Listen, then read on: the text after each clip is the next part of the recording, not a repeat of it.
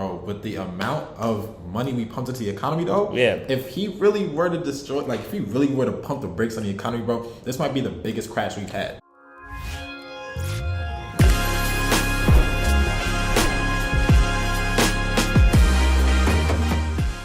What's up, everybody? Welcome to episode 30 of the Bad Talk Show. Today, we are going to be talking about experts warning us how this might be the worst crash since the Great Depression, the worst crash since 2008. There's a lot going on. A lot of people are warning us about what's going on. So what we want to do today is just have a conversation around it. What exactly are they talking about? What do they mean? And then what is our opinion on it? And then obviously, what we want you to do right now to make sure you're okay. So let's just kick it off, bro. What you got? Yeah, bro. So we've seen all these different banks talking about there's a high probability we're going to be in a recession. Right? And we get that data on July 27th, right? Yep. I believe it's July 27th. Yeah, it's late July. Yeah, like late July. Exactly. In my opinion, I definitely feel like we'd have a recession. Like, you know, and if it's not this quarter, it'll be later this year. Right? We'll get confirmation on it later this year. There's just no way that we pump that much liquidity into the system and we ran up every asset class like that. Yep. And it doesn't lead to a recession after inflation is as high. Yeah, so, I mean, I would say I agree, right? I think we are already in a recession. I think we're just waiting on the official news behind it, right? Because it's like what we said about sports earlier. If you're a sports fan, you would get this reference. But Anthony Davis, when it was like, yo, I'm going to the Lakers, we knew he was going to end up there. We're just waiting for the trade to actually occur. Right. But I think it's the same thing. The numbers are going to come out. People are going to panic more because now we're officially in a recession. You know, media's going to eat that up, put all the news out there. All the people who were warning us, like Michael Burry, he was warning us with his tweets. If you guys don't know who that is, this is the person who predicted the 2008 crash. He's the person that they based the movie Big Short on, so obviously very famous. Chamath, another person who's really, really big into the community, he's talking about it. Banks, as you said. So I think when the news actually comes out, it's going to cause more panic. And more people are going to sell because then it's like, oh, now we're in recession. Oh, my God, which is going to drop the market even more low than it is right now. Yeah. So I don't think we escape this. Yeah, did you see like consumer sentiment, bro? Like the consumer sentiment is extremely low right now. And that means if everybody named Mama is thinking like, yo, we're getting into a recession, they're all going to hold their spending habits, which could further lead us into that recession, you know? Right. Like, so it's like, if you believe it, it's going to happen. You're going to start acting as if you're in a recession. That's pretty much like how that concept works. Yep. You know, and we see it going on. But bro, like, a lot of this has to do with inflation.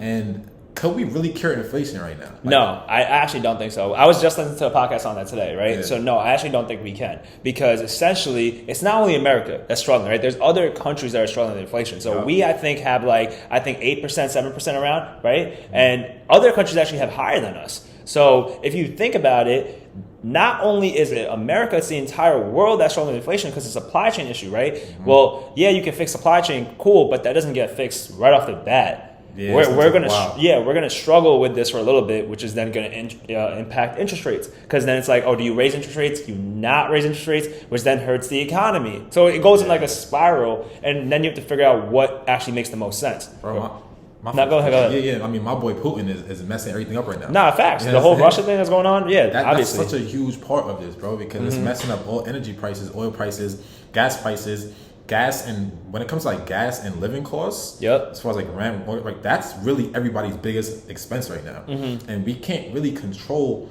the whole oil situation because that's a lot of that is driven by the war, and that's those two categories are the biggest parts of inflation right now. And so if we can't get that under control, as much as JP, right, the leader of the Federal Reserve, as much as Jerome Powell, right, as much as he wants to, increase interest rates to slow down demand, right, you can slow down demand on all these other categories, but as long as our living costs and our gas prices are so high, inflation is going to continue to rise. Yep, and that's the thing. Also, food, right? I think that's another thing. Demand. We spoke about this on our previous episode as well. So the thing with demand, obviously, is you're not going to stop, eating. That's always going to be a demand. You're not going to stop driving to work. You might start carpooling, but you still have to pay gas, right? Yep. So that's also going to be high. And then rent.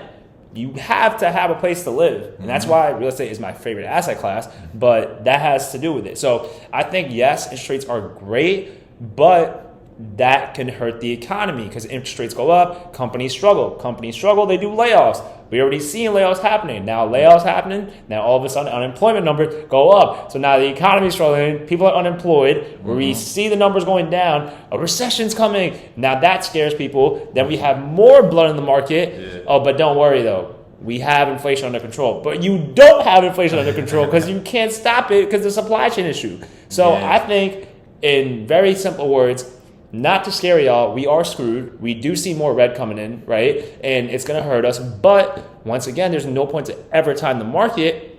So do what we always say, DCA, and you should be okay. If you have large amount of money, I think it makes perfect sense to invest that money at the right times. You don't have to time the market. Just basically do what you think is best. If you buy an asset at $100, right, and you see it to drop to $60, which is basically what the market has done right now, it would be a good time to buy because millionaires are made during a recession. So that's just my take on it. Yeah, not for a fact. And like, I kind of wonder Jerome Powell right now is going to now lower interest rates again. He's going to have to probably. And, they're going to have to lower interest rates and start quantitative easing again. Which is get us out of this. Oh my God. And it's like a never ending cycle, bro. I get so frustrated. You just have me that actually got me frustrated because we talked about this off camera before.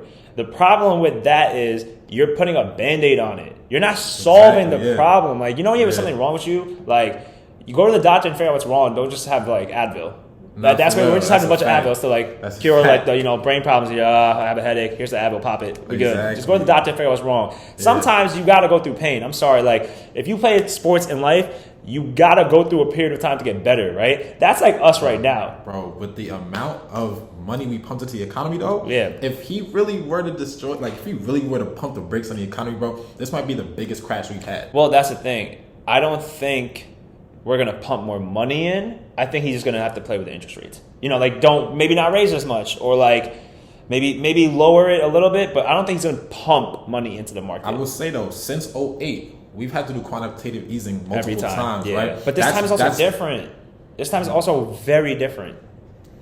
Think about it. Everything's in 2008. There was no world war almost about to happen. We had that. There was COVID that didn't happen. We had that going on in 2014, though, with Russia. And did we have a supply chain issue going on at the same time as that? This time we have. Of course, we have supply chain. We have wars. We have. It's like the perfect storm. We have COVID. On top of that, interest rates are already low. Then we're increasing them. We already did quantitative easing. We're screwed. I hate to say it, but it's not pretty, So I don't think that's gonna happen. I think we're just. I'm sorry, y'all. This is scaring you, but. That's the story. The bearer of bad news. Yeah, the most negative person. I'm actually the most positive person. That's the crazy part. You're the most positive person I know. So that's the crazy part. But that's the stock market, right? Mm-hmm. Let's move on to crypto. So what's the take on crypto? So what's the take on crypto? Man, we've seen all this blood going on, right? But I want everybody to think about this when it comes to crypto, right? Understand that everything has to go through a reset. Let's talk about the banks, right? Back in 1907. When it came to the stock market, it was done through the banks. Mm-hmm. And there was a lot of predatory pricing schemes that were going on. Mm-hmm. It caused a lot of manipulation. And then there was a run on the banks. And then JP Morgan and the owner of Citibank had to literally bail the banks out in order to get us out of that. And then they had to now, create some regulations so that banks were safe places to put money. Because for that time period, banks were not safe places to put money because there was manipulation. Because it's still early on. I hope you guys caught that. It's very early on in the phase of the American, ecosystem. So just making sure you guys understand that. Continue. Exactly. So remember, banks have to be reset. Let's talk about the stock market. We've seen the Great Depression, right? The big stock market crashed in 1929. Mm-hmm. When that happened, the stock market had to be reset. Then they had to create the security, the SEC, Security Exchange Commission. Right, they had to create the SEC so that there's no manipulation in the stock market. Because picture this: the stock market dropped 89%, bro. Yeah. No, it was terrible. It was gonna buy the dip on 89%. That's the thing. When people say buy the dip, you have to have money to buy the dip, obviously, right? Mm-hmm. So when people need to understand this, buying the dip, the whole scenario around that, you can only do it if you have money. But when you buy the dip, companies are doing layoffs. You're getting fired. So you don't have money. You're not. If I have $30K in my savings account and I'm married and I have a wife, or even if I don't, all right, I'm just by myself. Yeah. I'm not putting that money in the stock market. I need money to survive and eat. Yeah, bro. So you're not doing that. 89%, bro. That's ridiculous, bro. And the thing is, there wasn't even history for them to look back on, right? The stock market was still in its earlier stages. They didn't have we could look back at history and be oh, it's advantageous to buy the dip. Mm-hmm. Imagine you lost 89% of the value that you put in the stock market, your life savings. And then somebody's yo, you should still trust the stock market. Right. You're going to be yeah, you're crazy. And then regulation came, right? The SEC was created. And then we see the stock market has been extremely profitable for the next 100 years. Yep. Okay, keep that in mind. crypto, right? Crypto didn't even lose 89%, like Bitcoin at least. It's not even there yet. And I'm just saying though, just because something loses that much value doesn't mean it's not going to be valuable. Right. All right, let's talk about something else that's relevant. The internet. Remember the .com bubble? Yep. Internet. Doesn't mean internet is a bad thing. It's just that in that time period, there were companies literally coming out without profits. Yeah. Companies coming out without profits, getting a whole lot of funding, right? And Wall Street messed that up too, crashed the market, and then the most valuable companies stood through, right? We've seen eBay come out of that, Amazon, Priceline. I was about to make, that's why I paused there. I was going to say Amazon. Like at the end of the day, when you're super early in a journey, it's like a startup, right? It's like a company. When you start something, people don't value as much, or you might go through like some problems early on. But if you're really a good, credible company and you have a good product or service, you're going to come out on top. So exactly. I think that's the thinking behind crypto right now. And the biggest thing he said was regulation. At the end of the day, when you get regulation into something, which I think we've said it multiple times. If you like go back and watch our old videos, we've said this earlier as well. Like with crypto, when regulation comes, it's only going to help. In my opinion, I think it will only help. Bro, if you're big money, if you have a lot of money, you're not going to put your money into something so risky without regulation. I had this conversation with Mike today, right? So basically, like if I'm older, right? I'm 50 years old, and let's be honest, like in our 20s, we don't have 20 million sitting aside. If you're 40s, you have that type of cash if you did what you gotta do when you subscribe to the Back Talk Show. But like basically, you have a large sum of money. You're not putting that money into crypto if you're already well settled and established. Because you're like, I don't need to put it in. It's risky. It's not any regulation on it, like zero. So why would I do that? But all of a sudden it gets regulated. So now there's control. There's actually a process that makes sense. I can see what's going on. Boom. Big money comes in. Banks come in. You got countries coming in. All of that happening. You got individual investors investing more because right now retail investors like, you and I or people like you guys watching, our 20K is not doing nothing. To be honest with y'all, right? Big money moves markets. Right. Like you have people who have 500,000. You have people that have $1 million that are retail investors, to be honest, like legitimately, regular people. They'll start buying. And then you see big money coming in and you see big moves happening. So crypto will go up, but for the time being, I see more red, just like the stock market. Until regulation comes in, we're going to see red. And I think this is the time period, we were saying this earlier, like this is the time period to really, really take advantage of it because we're not going to see this time period again. Yeah, bro. And I want to bring like one more example of what I'm saying. Like just think about real estate in 08. So once again, the internet, by the way, in the .com bubble, we see the internet as a valuable resource. Okay. Needed regulation, ran up. Now real estate. All right. Real estate crashed because of predatory lending practices. Once again, Wall Street is being manipulated. Wall Street is being greedy. Yep. And then the real estate bubble had to happen. And then now we see real estate as a great asset to invest in, obviously. But at the time, it wasn't obvious, bro. You're getting houses for pennies on the dollar back in the 08 crisis. And you're scared, honestly. If you're smart, you're going about it. But then again, even if you're smart, you're scared risky to invest in real estate. Yeah, 100%. You know what I mean? It was a valid fear. And now we see it finally with crypto, the next very valuable technology. Right? There was Wall Street messed this up. Right? Wall Street messed this up. All the exchanges doing all this illegal lending practices. Over leveraging because there's no SEC to monitor their lending practices so they could over leverage. All right. All that stuff was going on. Hedge funds getting involved. Everything was like the Wild West out there. Yeah. And Wall Street messed up crypto. So now it has to do a reset, just like every other thing I just talked about. And then we'll see what happens after the reset. Yeah. No, I'm 100% agree. I don't even want to add on to that because at the end of the day, regulation will help. A reset is actually healthy, right? And we've already told you guys, it's not only that, we're speaking of regulation, you have actual prime ministers speaking of regulation as well. So like UK's, I believe, prime minister came out and speaking of regulation. So that definitely matters. And then here's the other thing. So we already know that China has their own digital currency, right? We know that U.S., I think in March, Biden came out and signed an executive order to do more research on the U.S. potentially having a digital currency. Right. We know what El Salvador has already accepted Bitcoin as its actual currency. Legal tender, exactly. Yeah. And then what's the other one? The Central Republic of Africa.